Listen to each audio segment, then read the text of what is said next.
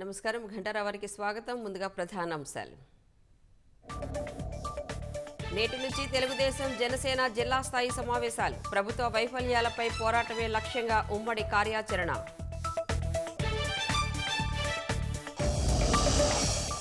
నిధుల కొరతతో పంచాయతీల్లో పడకేసిన పారిశుద్ధ్యం. ఆర్భాటం తప్ప ఫలితాలనివ్వని జగనన్న స్వచ్ఛ సంకల్పం.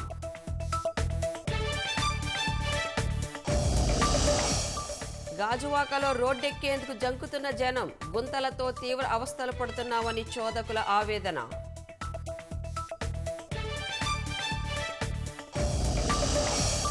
కావలి ఘటనపై చర్యలకు ఆర్టీసీ కార్మిక సంఘాల పట్టు. వైకాపా పాలనలో రౌడీయిజం హద్దుమీరుతోందని ఆగ్రహం.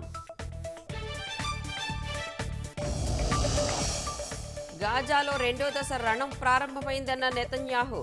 ఇజ్రాయెల్ సైన్యం యుద్ధ నేరాలు చేయబోదని స్పష్టీకరణ.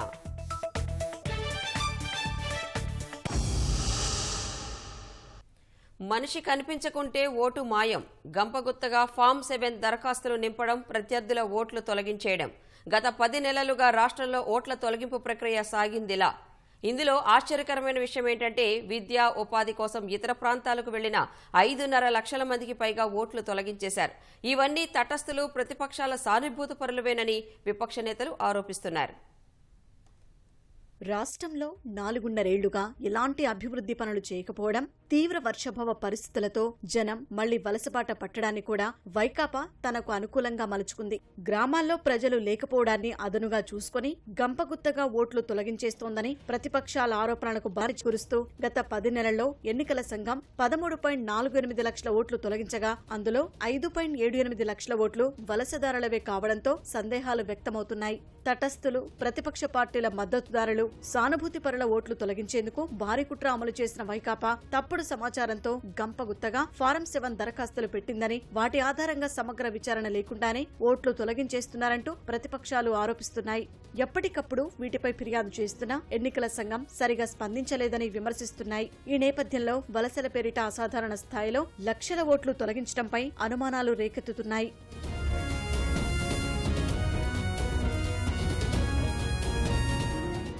కొత్తగా విడుదలైన ముసాయిదా ఓటర్ల జాబితా ప్రకారం ఈ ఏడాది జనవరి 6 నుంచి అక్టోబర్ 26 మధ్య 5.78 లక్షల ఓట్లను వలసల పేరిట తీసేశారు. తొలగించిన మొత్తం ఓట్లలో ఇది 43%.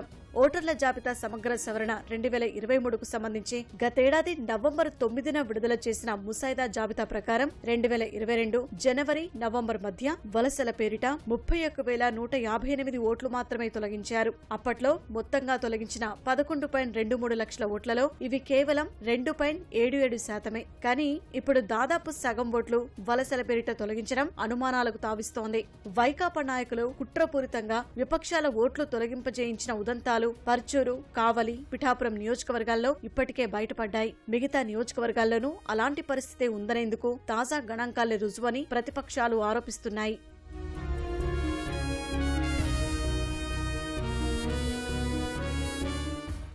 ఓటర్ల జాబితా నుంచి ఎవరి పేరైనా తొలగించాలంటే ఆ వ్యక్తికి లేదా కుటుంబ సభ్యులకు అధికారులు ముందస్తు నోటీసు ఇచ్చి విచారించాలి. ఆ తర్వాత అది సహేతుకంగా లేకపోతేనే తొలగించాలి. అయితే వైకాపా నాయకులు, వాలంటీర్లు, కొంతమంది బిఎల్ఓలు కుమ్మక్కై అనేక నియోజకవర్గాల్లో ప్రతిపక్ష పార్టీ సానుభూతిపరులు, మద్దతుదారులైన ఓటర్లకు నోటీసులు ఇవ్వకుండా వారికి తెలియకుండానే ఓట్లు తొలగించేశారు. ప్రధానంగా విద్యా ఉపాధి కోసం తాత్కాలికంగా వలస వెళ్లి గ్రామాలకు తిరిగొచ్చే వారి ఓట్లు తీసేశారు. గత 10 నెలల్లో ఎన్ని ఓట్లు తొలగించారు, ఏ కేటగిరీ కింద ఎన్ని ఓట్లు తీసేశారనే అంశాలతో రాష్ట్ర స్థాయి గణాంకాలు విడుదల చేశారు. కానీ జిల్లా, నియోజకవర్గ స్థాయిలో వివరాలు ఇవ్వలేదు. ఓటర్ల జాబితా ప్రత్యేక సమగ్ర సవరణ 2024కు సంబంధించి నియోజకవర్గాలు, జిల్లాల వారీగా ఓట్ల తొలగింపు కోసం ఎన్ని ఫారం 7 దరఖాస్తులు వచ్చాయి, వాటి ఆధారంగా ఎన్ని ఓట్లు తొలగించారనే వివరాలు కూడా ఎన్నికల సంఘం విడుదల చేయకపోవడంపై సందేహాలు వ్యక్తమవుతున్నాయి. అదేవిధంగా ముసాయిదా జాబితాలో కొత్తగా 15.84 లక్షల ఓట్లు చేర్చారు. వాటిలో 6.54 లక్షల ఓట్లు అదర్ ఎన్రోల్మెంట్ అనే విభాగం కింద చేర్చినవే. ఈ అదర్ ఎన్రోల్మెంట్ అంటే ఏమిటో ఎన్నికల సంఘం స్పష్టతనివ్వట్లేదు. హైకోర్టు న్యాయమూర్తులు సోమవారం నుంచి విచారించే కేసులకు సంబంధించిన సబ్జెక్టులను మారుస్తూ ఉన్నత న్యాయస్థానం ఉత్తర్వులు జారీ చేసింది. కొత్తగా 4 జడ్జిల రాకతో హైకోర్టు ప్రధాన న్యాయమూర్తి జస్టిస్ ధీరజ్ సింగ్ ఠాకూర్ ఆదేశాల మేరకు రిజిస్ట్రార్ రోస్టర్లో మార్పులు చేస్తూ శనివారం ఉత్తర్వులిచ్చారు. అన్ని బెయిల్ పిటిషన్లు, 2019 నుంచి దాఖలైన క్రిమినల్ రివిజన్ కేసులు, మాజీ ప్రస్తుత ఎమ్మెల్యేలు, ఎంపీలకు సంబంధించిన కేసులను విచారించే బాధ్యతను జస్టిస్ తల్లా ప్రగడ మల్లికార్జునరావుకు కేటాయించారు. దీంతో స్కిల్ డెవలప్మెంట్ కేసులో తెదేపా అధినేత చంద్రబాబు దాఖలు చేసిన ప్రధాన బెయిల్ పిటిషన్, మధ్యంతర బెయిల్ కోసం దాఖలు చేసిన అనుబంధ పిటిషన్ జస్టిస్ టి మల్లికార్జునరావు వద్ద సోమవారం విచారణ జాబితాలో వచ్చాయి. జస్టిస్ బిఎస్ భానుమతికి హోంశాఖకు చెందిన ఎఫ్ఐఆర్, ఛార్జిషీట్ల క్వాష్ పిటిషన్లను విచారించే బాధ్యతను అప్పగించారు. హైకోర్టు జడ్జిగా తాజాగా బాధ్యతలు చేపట్టిన జస్టిస్ నూనేపల్లి హరినాథ్కు సింగిల్ బెంచ్ కేటాయించారు. తాజా జడ్జిలు మరో 3 సీనియర్ జడ్జిలతో కలిసి డివిజన్ బెంచ్ పంచుకునేలా రోస్టర్ నిర్ణయించారు. జస్టిస్ ఏవి శేషశాయితో, justice Jagadam Sumathi, justice U దుర్గాప్రసాదరావుతో, justice Mandava Kiranmayi, justice CH మానవేంద్రరాయ్తో, జస్టిస్ న్యాపతి విజయ్ డివిజన్ బెంచ్లో పాల్గొని కేసులను విచారిస్తారు. ఇప్పటి వరకు బెయిల్ పిటిషన్లపై విచారణ జరిపిన జస్టిస్ కె సురేష్ రెడ్డికి ఎఫ్ఐఆర్, అభియోగ పత్రాలను కొట్టివేయాలంటూ 2017 వరకు దాఖలైన పిటిషన్లను విచారించే బాధ్యతను అప్పగించారు. ఇప్పటి వరకు ఎఫ్ఐఆర్లు, కొట్టివేత పిటిషన్లపై విచారణ చేసిన జస్టిస్ కె శ్రీనివాసరెడ్డికి ఒరిజినల్ సివిల్ దావాలు, ఒరిజినల్ పిటిషన్లు, వాణిజ్య సంబంధ కేసులు, కంపెనీ అప్లికేషన్లు, కంపెనీ పిటిషన్లు, 2017 వరకు దాఖలైన క్రిమినల్ అప్పీళ్లు తదితర సబ్జెక్టులను విచారించే బాధ్యతను అప్పగించారు. జస్టిస్ నిమ్మగడ్డ వెంకటేశ్వర్లకు సాధారణ పరిపాలనా శాఖతో పాటు వివిధ శాఖలపై కేసుల విచారణను కేటాయించారు. జస్టిస్ ఎస్ సుబ్బారెడ్డికి ఏపీసీఆర్డీఏ, ఏఎంఆర్డీఏ, పురపాలక శాఖ కేసులను, జస్టిస్ చీమలపాటి రవికి రెవెన్యూ, ఫైనాన్స్, భూసేకరణ, స్టాంపులు, రిజిస్ట్రేషన్ శాఖల కేసులను అప్పగించారు. జస్టిస్ వెంకట జ్యోతిర్మయ్కి ఎఫ్ఐఆర్, ఛార్జిషీట్లను కొట్టేయాలంటూ 2020-21 సంవత్సరాల్లో దాఖలైన పిటిషన్లు, ఏసీబీ, సీబీఐ కేసులకు సంబంధించి 2018-2019లో దాఖలైన పిటిషన్లపై విచారణ బాధ్యతను అప్పగించారు. తెలుగుదేశం, జనసేన మధ్య సమన్వయానికి నేటి నుంచి 3 రోజుల పాటు ఉమ్మడి జిల్లాల స్థాయిలో సమన్వయ సమావేశాలు జరగనున్నాయి. రాజమహేంద్రవరంలో ఈ నెల 23న తెదేపా ప్రధాన కార్యదర్శి నారా లోకేష్, జనసేన అధినేత పవన్ కళ్యాణ్ ఆధ్వర్యంలో జరిగిన 2 పార్టీల సంయుక్త కార్యాచరణ సమితి సమావేశానికి కొనసాగింపుగా ఈ సదస్సులు జరగనున్నాయి. ఈ నేపథ్యంలో 2 పార్టీలు జిల్లాల వారీ సమన్వయకర్తలను నియమించాయి. గ్రామ స్థాయిలోని ప్రజా సమస్యలు, ఉద్యోగ ఉపాధి కల్పనలో జగన్ ప్రభుత్వ వైఫల్యం, కరువు పరిస్థితులు, రైతుల సమస్యలు, ధరలు, పన్నుల బాదుడు, కల్తీ మద్యం విక్రయాలు తదితర అంశాలు, వైకాపా ప్రభుత్వ అరాచకాలకు వ్యతిరేకంగా భవిష్యత్తు కార్యక్రమాలపై చర్చించి ఉమ్మడి కార్యాచరణను రూపొందించనున్నారు. ఇవాళ శ్రీకాకుళం, విజయనగరం, తూర్పుగోదావరి, ప్రకాశం, అనంతపురం జిల్లాల్లో సమావేశాలు జరగనున్నాయి. ఈ నెల 30న పశ్చిమ గోదావరి, కృష్ణా, కడప, చిత్తూరు జిల్లాల్లోనూ, 31న విశాఖ, గుంటూరు, నెల్లూరు, కర్నూలు జిల్లాల్లో సమావేశాలు నిర్వహించనున్నారు. మన్యం జిల్లా కొత్తవలసలో అర్ధరాత్రి ఏనుగు సంచారంతో స్థానికులు భయాందోళనకు గురయ్యారు. కొత్త వీధి, పెద్ద వీధి, మణికంఠ కాలనీ, కొత్తవలస రైల్వే స్టేషన్లో ఏనుగు సంచరించింది. ఈ వీడియోను సోషల్ మీడియాలో స్థానికులు పోస్ట్ చేశారు. బలిజిపేట మండలం మిర్తివలల నుంచి పార్వతీపురం పట్టణ శివారు ప్రాంతంలో ఏనుగు సంచరిస్తున్నట్లు గుర్తించామని అధికారులు తెలిపారు.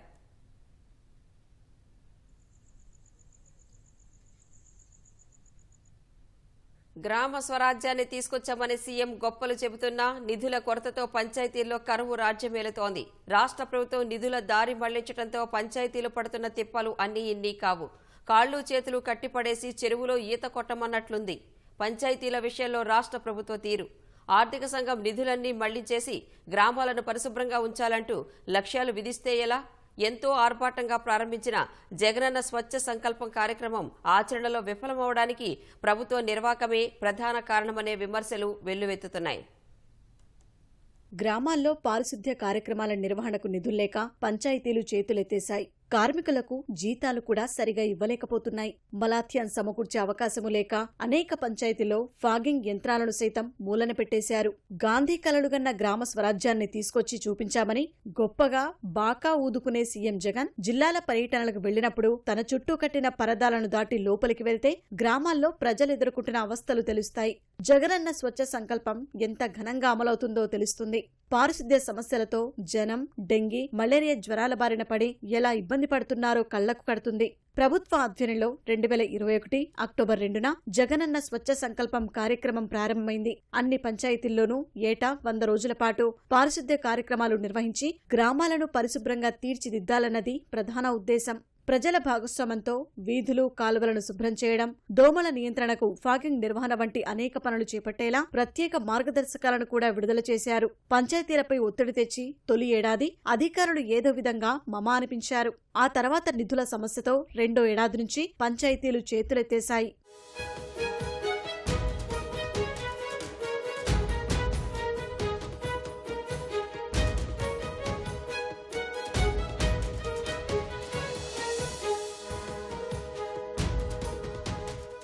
పంచాయతీల్లో 1993లో నియమితులైన దాదాపు 500 మంది పారిశుద్ధ్య కార్మికులకు దాదాపు 2 ఏళ్లుగా వేతనాల్లేవు. మినిమం టైం స్కేల్ ఉద్యోగులుగా ఖజానా శాఖ నుంచే జీతాలిచ్చేవారు. 2019లో 020 పద్దు కింద వేతనాలు చెల్లించేలా ప్రభుత్వం చేసిన సవరణలు కార్మికుల పాలిట శాపమయ్యాయి. అసలే ఆర్థిక ఇబ్బందుల్లో ఉన్న పంచాయతీలో వారికి జీతాలు సరిగా ఇవ్వడం లేదు. పంచాయతీకి 1 చొప్పున కేటాయించిన 13,000కు పైగా ఫాగింగ్ యంత్రాల్లో అత్యధికంగా నిరుపయోగంగా ఉన్నాయి. వీటిని ఉపయోగించాలంటే మలాథియన్, డీజిల్ లేదా పెట్రోల్ అవసరం. నెలలో కనీసం 15 నుంచి 20 రోజులు ఉపయోగించినా 10,000కు పైనే ఖర్చవుతుంది. నిర్వహణ భారంతో పంచాయతీలు వీటిని పక్కన పడేశాయి. ఏజెన్సీ మండలాల్లో ఇప్పటికీ బయటికే తీయలేదు. ఉమ్మడి శ్రీకాకుళం జిల్లాలో వాడిన కొద్దిసేపటికే ఫాగింగ్ యంత్రాలు వేడెక్కి మంటలు రావడంతో కొన్ని చోట్ల పక్కన పెట్టారు.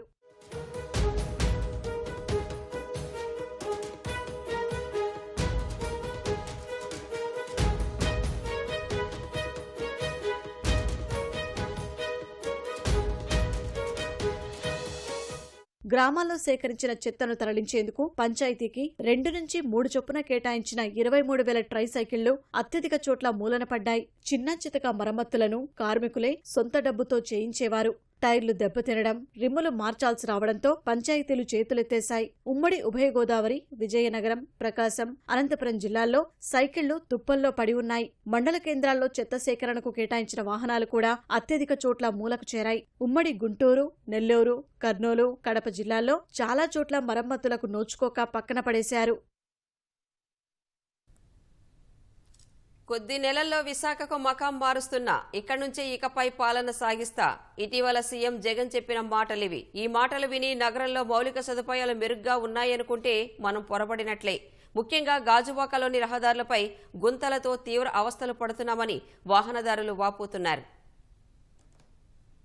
విశాఖపట్నంలోని గాజువాక పారిశ్రామిక ప్రాంతం. Steel plant, Hindustan shipyard, naval ప్రధాన కేంద్రం, ఆటోనగర్, దువ్వాడ పారిశ్రామిక వాడ, విశాఖ వస్త్ర పారిశ్రామిక వాడ, గంగవరం పోర్ట్, అనేక వందల పారిశ్రామిక కార్యకలాపాలు ఈ ప్రాంతంలో సాగుతున్నాయి. అందులో పనిచేసే ఉద్యోగులు, కార్మికులు, వాటి మీద ఆధారపడి జీవనం సాగించే వేల మంది గాజువాకలో నివసిస్తున్నారు. గాజువాక కలవడం వల్ల విశాఖ మహానగర పాలక సంస్థగా అవతరించింది. కానీ కనీస సౌకర్యాలు లేవని స్థానికులు వాపోతున్నారు. 4.5 ఏళ్లుగా రోడ్లకు కనీస మరమ్మతులు చేపట్టలేదని చెబుతున్నారు. రోడ్లపై గుంతలతో తరచూ ప్రమాదాలకు గురవుతున్నామని ఆవేదన వ్యక్తం చేస్తున్నారు. వర్షం కురిస్తే పరిస్థితి మరింత అధ్వానంగా ఉంటోందని, రోడ్లపై ప్రయాణమంటేనే భయపడాల్సి వస్తోందని వాహనదారులు అంటున్నారు.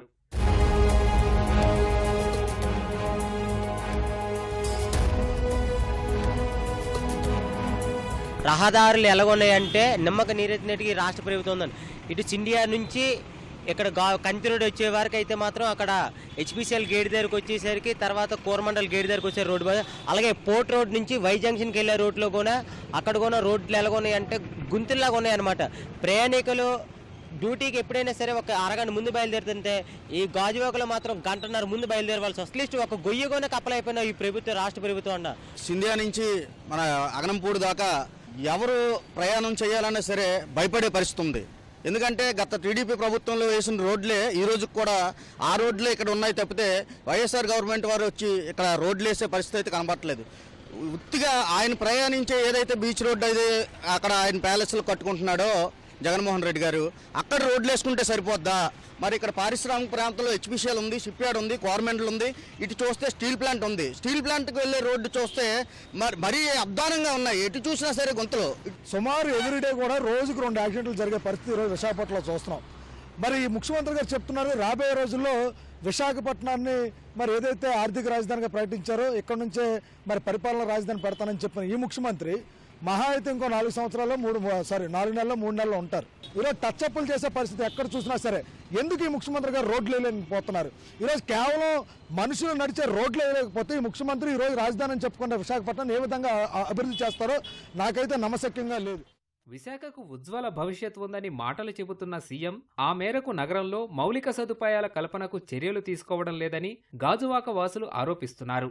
వైకాపా ప్రభుత్వం పదవీకాలం ముగిసేలోపైనా రోడ్ల మరమ్మతులపై దృష్టి సారించి తమ కష్టాలను తొలగించాలని వాహనదారులు కోరుతున్నారు. తెలుగుదేశం కంచుకోట పరచూరులో పాగా వేసేందుకు అధికార పార్టీ ఈసారి ముందుగానే ప్రణాళికలు సిద్ధం చేసింది. ప్రత్యర్థులపై దాడులు చేయడం, పోలీసులనే తరిమి కొట్టడంలో సిద్ధహస్తుడిగా పేరున్న ఓ అరాచక నేతకు ఇక్కడ వైకాపా కీలక పదవి కట్టబెట్టింది. అతను వచ్చింది మొదలు ప్రశాంతంగా ఉండే పరచూరులో అలజడి మొదలైంది. పోలీసులు అధికారులపై ఒత్తిడి తీసుకొచ్చి ప్రైవేటు సైన్యం సాయంతో ప్రత్యర్థుల ఓట్లు తొలగించడం ప్రారంభించాడు. ఆ అరాచక నేత ఒత్తిడి తట్టుకోలేక అధికారులకు బ్రెయిన్ స్ట్రోక్, గుండెపోటులు వస్తుండగా ఓ సీఐ, 3 ఎస్ఐలు సస్పెండ్ అయ్యారు. ఇప్పుడు ఈ ప్రాంతానికి రావడానికి ఉద్యోగులు జంకుతున్నారు. పర్చూరులో పాగా వేసేందుకు ఓ అరాచక నేత అక్రమాలకు పాల్పడుతూ దోచిన మొత్తంలో పోలీస్ స్టేషన్లకే నెలవారీ వాటాలు పంపుతున్నాడు. ప్రైవేట్ సైన్యంతో తన అక్రమాలను యథేచ్ఛగా కొనసాగిస్తున్నాడు. అలాంటి వ్యక్తికి పర్చూరు నియోజకవర్గంలో అధికార పార్టీ కీలక బాధ్యతలను అప్పగించింది. ఇప్పుడు పర్చూరును మరో పొంగనూరు, మాచర్లగా మార్చేలా ఆ అరాచక నేత పావులు కదుపుతున్నాడు. అతని అండ చూసుకుని వైకాపా కింది స్థాయి నాయకులు చెలరేగిపోతున్నారు. వారి ఒత్తిడి తట్టుకోలేక ఒక తహసీల్దారు బ్రెయిన్ స్ట్రోక్ బారిన పడగా మరో ఉద్యోగి గుండెపోటుకు గురై చికిత్స పొందుతున్నారంటే ఆ నేత ఏ స్థాయిలో ఒత్తిడి తెస్తున్నారో స్పష్టమవుతోంది.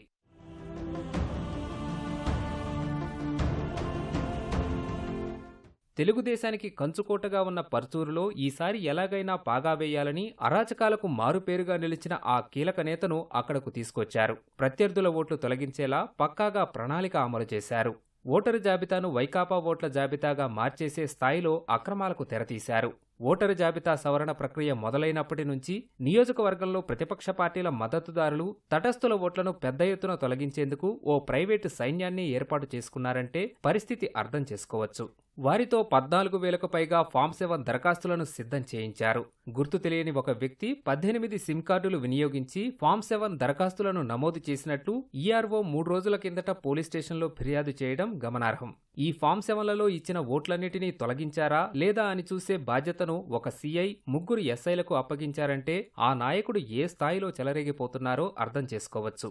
ఓటరు జాబితా సవరణలో అక్రమాల వ్యవహారం హైకోర్టుకు చేరడంతో న్యాయస్థానం ఆదేశాలతో ఒక సీఐ, 3 ఎస్ఐలు సస్పెండ్ అయ్యారు. దీంతో ఆ నేత ఒత్తిడితో నిబంధనలు అతిక్రమించిన అధికారులు తమపై ఎలాంటి చర్యలు ఉంటాయోనని బిక్కుబిక్కుమంటున్నారు.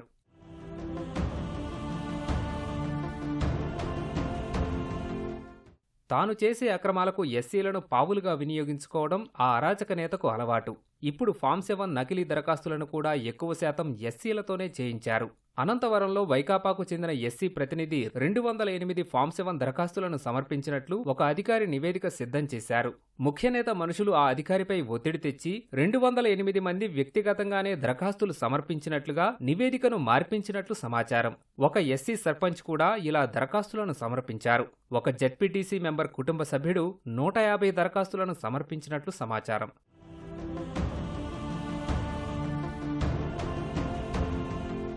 అధికారం అండ చూసుకుని ఆ నేత అధికారులపై పెత్తనం చెలాయిస్తున్నాడు. అతని ఒత్తిడి తట్టుకోలేక ఎద్దనపూడి తహసీల్దార్ బ్రెయిన్ స్ట్రోక్కు గురై చికిత్స కోసం హైదరాబాద్కు వెళ్లారు. బెదిరింపులకు లొంగి ఆ నేతలు చెప్పినట్లు చేయలేక కారంచేడు తహసీల్దారు అనారోగ్యమంటూ సెలవుపై వెళ్లారు. మార్టూరు తహసీల్దార్గా వచ్చిన అధికారిని బాధ్యతలు తీసుకున్న 20 రోజులకే అక్కడి నుంచి బదిలీ చేయించేశారు. పర్చూరు తహసీల్దార్ కార్యాలయంలో ఎన్నికల విధులు నిర్వహించే సీనియర్ అసిస్టెంట్ గుండెపోటుకు గురై గుంటూరులోని ప్రైవేటు వైద్యశాలలో చికిత్స పొందుతున్నారు. ఈ పరిస్థితుల్లో పర్చూరులో కొలువు అంటేనే అధికారులు, ఉద్యోగులు భయపడుతున్నారు. నియోజకవర్గంలోని 3 మండలాల్లో పోలీస్ స్టేషన్లలో ఎస్ఐలు లేరు. సిఐ పోస్టు ఖాళీనే. గతంలో మార్టూరు సర్కిల్లో పోస్ట్ కోసం అధికారులు సిఫార్సు లేఖలు పట్టుకుని ఏడాది ముందు నుంచే తిరిగేవారు. ఇప్పుడు అటువైపు రావడానికే ఎవరూ ఇష్టపడ్డం లేదు.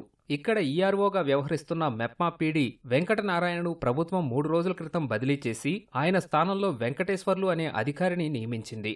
ఆయన ఇక్కడకు వచ్చేందుకు వెనకాడుతున్నట్లు సమాచారం. గుజరాత్లోని సూరత్లో దిగ్భ్రాంతికర ఘటన వెలుగు చూసింది. ఒకే కుటుంబానికి చెందిన 7 వ్యక్తులు అనుమానాస్పద స్థితిలో ఇంట్లో విగత జీవులై కనిపించారు. ఈ ఘటనను పోలీసులు సామూహిక ఆత్మహత్యగా అనుమానిస్తున్నారు. మనీష్ సోలంకి తన భార్య, 3 పిల్లలు, తల్లిదండ్రులతో కలిసి అపార్ట్మెంట్లో ఉంటున్నాడు. మనీష్ ఉరేసుకోగా మిగతా 6 విషపదార్థం సేవించి మృతి చెందినట్లు పోలీసులు తెలిపారు.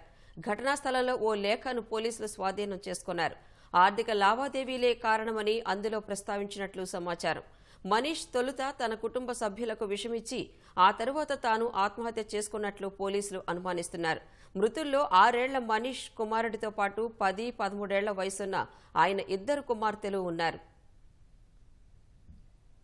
5 రోజుల పని దినాలు కల్పించాలన్న బ్యాంకు ఉద్యోగుల డిమాండ్ నెరవేరే రోజు దగ్గర పడినట్లు తెలుస్తోంది. వేతన పెంపుతో పాటు వారానికి 5 రోజుల పని విధానం త్వరలో అమలు కానున్నట్లు సమాచారం. ఈ మేరకు ప్రభుత్వ, ప్రైవేటు రంగ బ్యాంకులు చర్చలు జరుపుతున్నట్లు ఆంగ్ల పత్రిక ఓ కథనంలో పేర్కొంది. బ్యాంక్ యాజమాన్యాలతో కూడిన ఇండియన్ బ్యాంక్స్ అసోసియేషన్ IBA ఉద్యోగులకు 15% వేతన పెంపునకు అంగీకరించినట్లు తెలిపింది. కోవిడ్ సమయంలోనూ సేవలందించడం, ప్రభుత్వ పథకాలను సమర్థంగా అమలు, ఇటీవల కాలంలో బ్యాంకులకు లాభాలు పెరిగిన నేపథ్యంలో వేతనం పెంపు ఇంకా ఎక్కువ ఉండాలని ఉద్యోగ సంఘాలు పట్టుబడుతున్నాయి. 5 రోజుల పని విధానం గురించి ఇదివరకే IBA ప్రతిపాదించగా ఆర్థిక శాఖ, RBI ఆమోదం తెలపాల్సి ఉంది. ఇప్పటికే LICలో 5 రోజుల పని విధానం అమలవుతోంది. గాజాలోకి పదాతి దళాల ప్రవేశంతో హమాస్పై 2వ దశ యుద్ధం ప్రారంభమైందని ఇజ్రాయెల్ ప్రధాని నెతన్యాహు చెప్పారు. శత్రువును ఓడించి దేశంలో తమ ఉనికిని స్థిరీకరించడమే యుద్ధ లక్ష్యమని పేర్కొన్నారు. హమాస్ పాలన, సైనిక సామర్థ్యాన్ని నాశనం చేసి బందీలను స్వదేశానికి తిరిగి తీసుకువస్తామని వివరించారు. ప్రభుత్వంలోని వార్ కేబినెట్, సెక్యూరిటీ కేబినెట్లు భూతల దాడులను చేయాలని ఏకగ్రీవంగా నిర్ణయించాయని వెల్లడించారు. ఆసుపత్రుల కోసం తరలిస్తున్న ఇంధనాన్ని హమాస్ యుద్ధ సామాగ్రి కోసం వాడుతోందని ఆరోపించారు. భూతల యుద్ధంలో తమ సైన్యానికి ప్రమాదం సంభవించకుండా ఉండేందుకే గాజాలో భీకర వైమానిక దాడులు చేశామన్నారు. పాలస్తీనా మహిళలు, చిన్నారులపై ఇజ్రాయెల్ సైనికులు దాడులు చేస్తున్నట్లు సామాజిక మాధ్యమాల్లో వస్తున్న వీడియోలు, ఆరోపణలపై నెతన్యాహు స్పందించారు. తమ సైన్యం అలా యుద్ధ నేరాలు చేయబోదని తెలిపారు. అంతకుముందు హమాస్ బందీలుగా చేసుకున్న ఇజ్రాయెల్ పౌరుల కుటుంబీకులను నెతన్యాహు కలుసుకున్నారు. వీలైనంత తొందరగా వారిని తీసుకొస్తామని హామీ